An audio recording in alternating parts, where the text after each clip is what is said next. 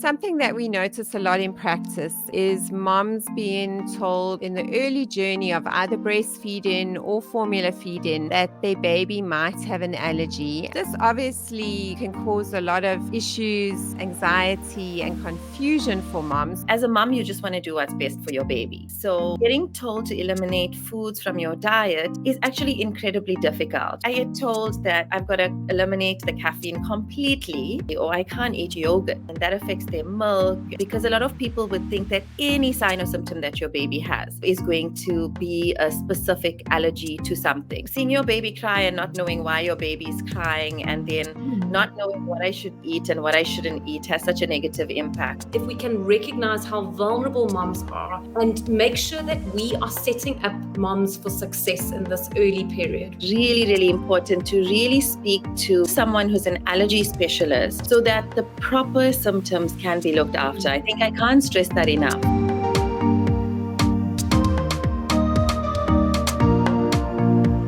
Hi everyone, welcome to Let's Talk Baby, and this is another opportunity to just share some insight from our wonderful experts. And I am Kath Megaw. I'm a pediatric dietitian. I'm joined by my co-host, Dr. Jenny Rose, who's a clinical psychologist. Hi, Jenny. Hi, Kath. Thanks for having me again. It's awesome. I love these times together. And today we have the privilege of being joined by Dr. Thulja. She's a pediatric allergist and a good friend of mine too, and such a voice of sound reason. So today we're going to talk about a few things around allergies. As we were talking earlier on before we started the podcast, we just realized what a vast topic it is. So we are going to try and just simplify one or two aspects that can really help you on your early journey when you are feeding your baby. Hi, Thulja. Welcome to our podcast. Hi, Kath, and hi, Jenny. It's so lovely to be joining you both today. Thank you for having me. Oh, wonderful. So let's just get going. And Thulja, something that we notice a lot in practice is moms being told in the early journey of either breastfeeding or formula feeding that their baby might have an allergy. And then they either are told to change milk or told to eliminate certain foods from their diet. This obviously can cause a lot of issues and anxiety and confusion for moms. So Jenny is going to just talk to us just now a bit about that. But just from your point of view, what are the signs and symptoms we should be looking at before we just start changing milk or eliminating foods from a breastfeeding mom's diet? Okay. So, as you said, Kath, it is really a problem, not so much for baby, but I think for mom, because when you have a baby, everything is so new and you get told so many different things from people. And as a mom, you just want to do what's best for your baby. So, getting told to eliminate foods from your diet is actually incredibly difficult. We consider and we think it's quite easy, but it's really, really, really difficult to really do that. And it then starts having a negative impact, and Jenny can touch on that, on mom's emotional state, her nutrition. That's firstly a big problem. But also, in terms of whether or not it's necessary for baby, now that's another problem. Because food allergy usually is the one reason why we would eliminate it. And food allergy often we find is kind of poorly understood. Because a lot of people would think that any sign or symptom that your baby has, is going to be a specific allergy to something, and then start investigating and looking at, okay, well, what did I eat in my diet for my baby to have that? So it's very important to be very clear of this is what goes on with baby. Now, here's the confusion with babies, right? Is that as adults, when we eat something, we're going to go to the doctor and say, I had hives, or I had a rash, or I had a runny tummy. And your baby's just often going to either scream or cry or wake up in the middle of the night. And often you actually have no clue what's going on. And a lot of babies, their immune systems are still growing, their guts are still growing. So they might be unhappy for various different reasons. So very important, really, really important to really speak to a professional like yourself, or someone who's an allergy specialist so that the proper symptoms can be looked after. I think I can't stress that enough, because anytime a baby has a bloated tummy or a runny stool or a change in the color of the stool or the consistency of the stool, all of these things, yes, can be a symptom of a potential reaction to something, but they can just be your baby just growing and just developing and just a sign of an immature gut.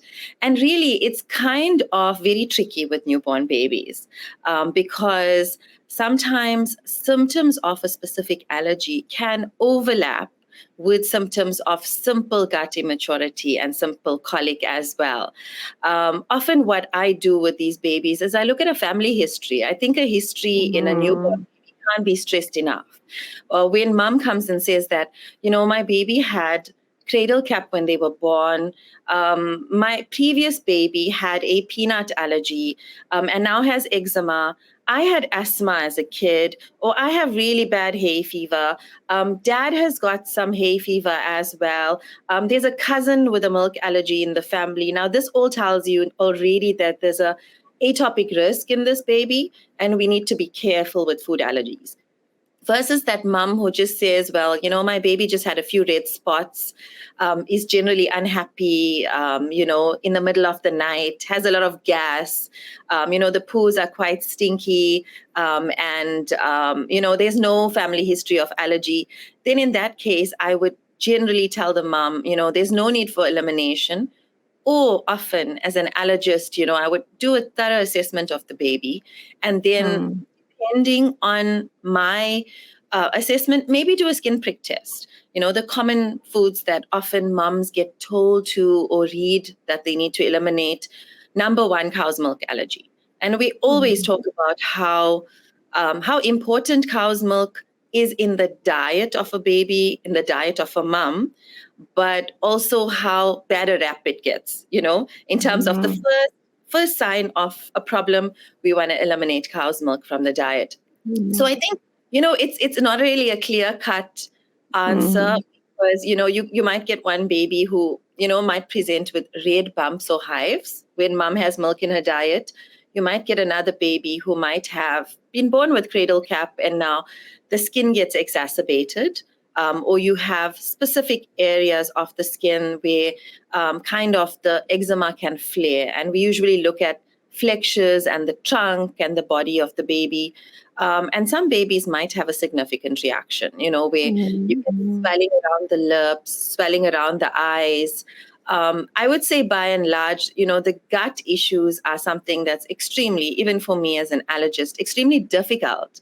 And I don't know how you feel, Kath, because often moms, the baby cries and screams, when I put milk in my coffee, or if I have like a mug of Milo. But I sometimes find it's really difficult for me to decide, okay, well, is this baby reacting to milk, or is this baby just having colic? And is the cow's milk perhaps just heavy in the diet and the gut? And is the baby just heavy and not able to digest it? So I think it's really important for moms to know that there's such a wide range, such a massively wide range. And a surefire way would be an allergist doing a skin prick test, which we do for cow's milk. And I often do it to the reagent of the cow's milk and to a spot of fresh cow's milk. And then, and this again must be done with a professional, where mom would eliminate milk maybe for 2 or 3 days. And then we see, is there an improvement? If there's no improvement, then you know that this is not a food you need to be eliminating. And I think you can talk from experience as well, apart from being, a professional with moms, that, it's seeing your baby cry and not knowing why your baby is crying, and then not knowing what I should do and what I should eat and what I shouldn't eat, has such a negative impact. And I have moms who tell me that coffee is my saving grace during my pregnancy. And when I get told that, I've got to eliminate the caffeine completely, or I've got to eliminate milk completely, or I can't eat yogurt in the morning. And then I become constipated because, I've got such a restricted diet, and then that affects their milk. And, postpartum is It's real. I'm sure you both have so much experience with moms that it's quite a problem. So, my real advice is always a professional needs to really sit down with you and your baby. What are the symptoms? What's going on? This is what we're looking out for. Because babies have so many rashes. You and I have talked about that so many times. That they're not necessarily an allergic reaction. It could just be the image of the baby, sweat, that causes a reaction, redness, and now, it gets mistaken for a skin allergy or a skin allergic reaction.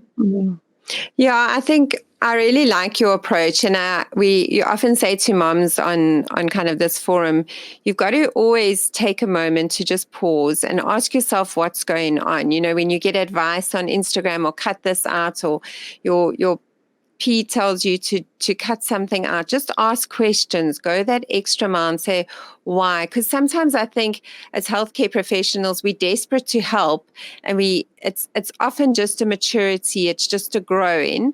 But if you are concerned, just seek out someone who's pediatric, obviously qualified, but also who has a good insight into allergies, and a pediatric allergist would be the best. So if you find in yourself eliminating like loads of food from your diet, it really would be a good idea to go and seek the help of a pediatric allergist so that you can just get proper guidance. Because Jenny, just coming to you now, when a mom is in the first stages of those kind of first 6 weeks to 3 months, and she's, going through a lot because it's a new baby, whether it's her first or second, it's still getting to know this new little person. What sort of impact can advice like eliminating a whole lot of food from your diet have on a new mom or a mom of a new baby have? Yeah, Kath, I think it's such an important topic to be chatting about, because I think we underestimate how vulnerable moms are in that postpartum period. And the research is certainly showing us more and more how rife postpartum depression and anxiety actually is. And what that means is, if we scale it back 2 or 3 steps, what we are actually saying is that these moms are highly vulnerable at this time. That period immediately after birth and those first couple of weeks and months are so critical in determining a mom's state of being.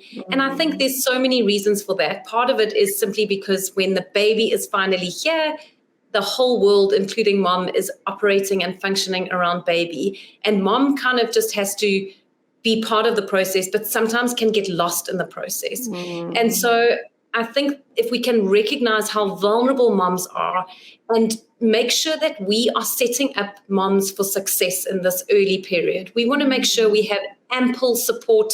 We've got the healthcare practitioners on board, anyone involved, pediatricians, gynaes that are doing follow-ups, friends, the clinics that the babies are going to. Everyone that is involved is just mindful of what an impact anything can have on a mom's state of being in those early days.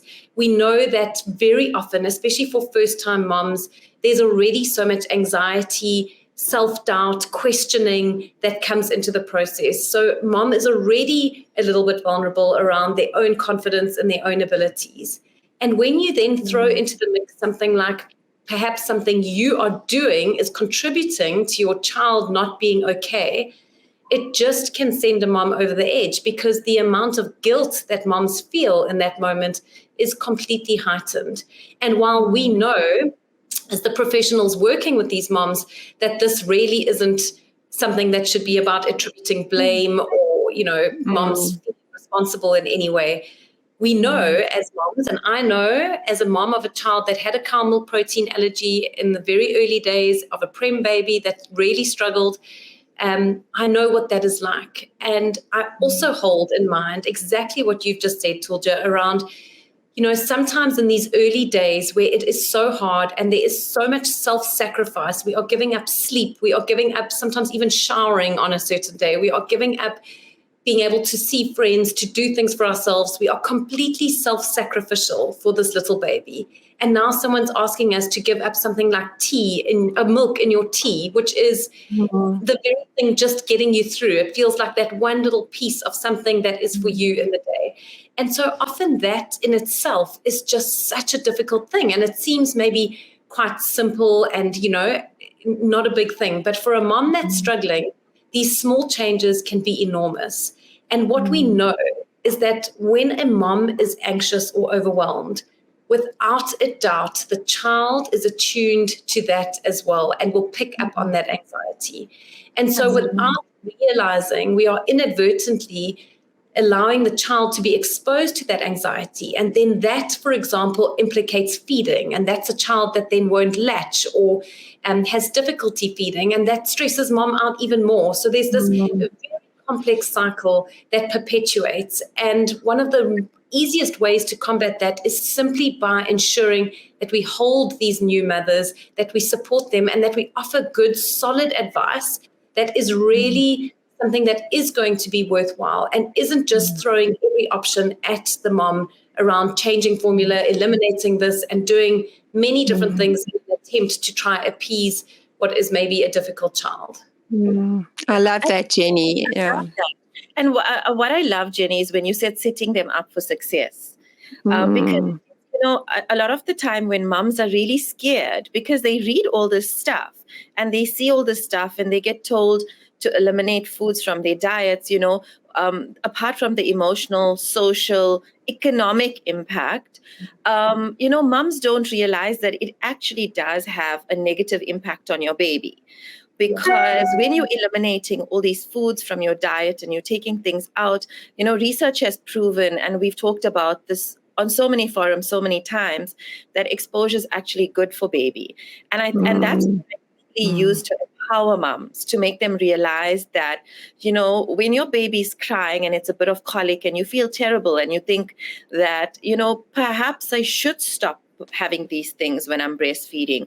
Maybe, I might be doing something bad for my baby. I say to them, I flip it around and say, well, actually, if your baby doesn't have a cow's milk allergy, we've proven it, we've done this test, you're actually doing something bad by not having your milk. Apart from the fact that entire social, mental impact in your life, we know that babies do better and they tolerate foods better in their immune system if they're exposed to these foods earlier.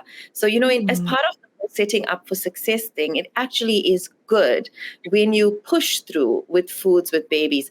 And, that's why, Kath, the first question you asked me is really, even as an allergist, I find it so difficult to answer because you never know when a mom is asking you these questions, okay, just, by one or two symptoms, you can't actually tell if this baby really does have an allergy or perhaps this baby is just colicky. And, sometimes I'll ask mom all of these questions and I'll say, you know what, I know that your baby does perhaps get more irritable, but nothing really bad has happened. It could just be the gut. Let's push through. It's a long-term gain that we're hoping for. The benefits of your baby being exposed to cow's milk protein, being exposed to wheat protein, egg protein, soy protein through the breast milk. The benefits in that immune system far outweigh the slight crying or, the waking up in the middle of the night, as difficult as it is. And there's never a mom who's going to say, I'm not willing to do that if it's for the benefit of my baby. 100%.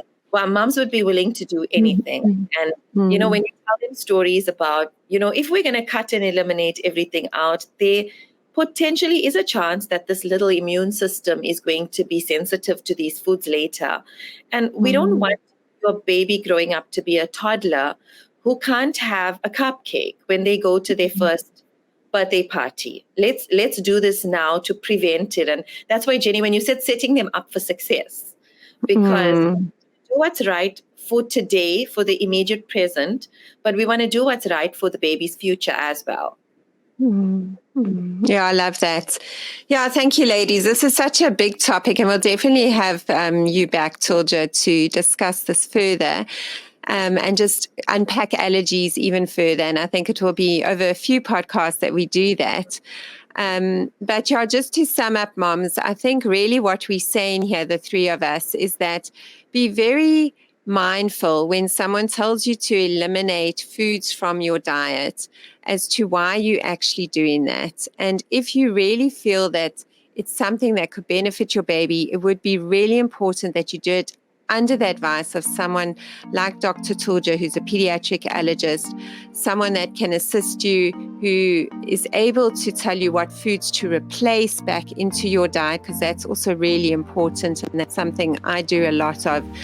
And then, as Jenny said, it's really also important to remember what the overall big picture is. And that's why I love co-hosting this with Jenny, because she always reminds us and brings us back to what is the big picture. And that is, firstly, you're a good enough mom. And whatever you are doing is always going to be with a good heart. So sometimes it feels really hard. Sometimes it feels like it's unattainable. But we know, and we want you to know, that deep down, you are always wanting to do the best for your baby. So thank you, Jenny, for today, as always. And thank you, Thulja, for joining us. It was wonderful to have you. And we look forward to definitely doing more of these podcasts with you. And thanks, everyone. And we'll see you again on Let's Talk Baby.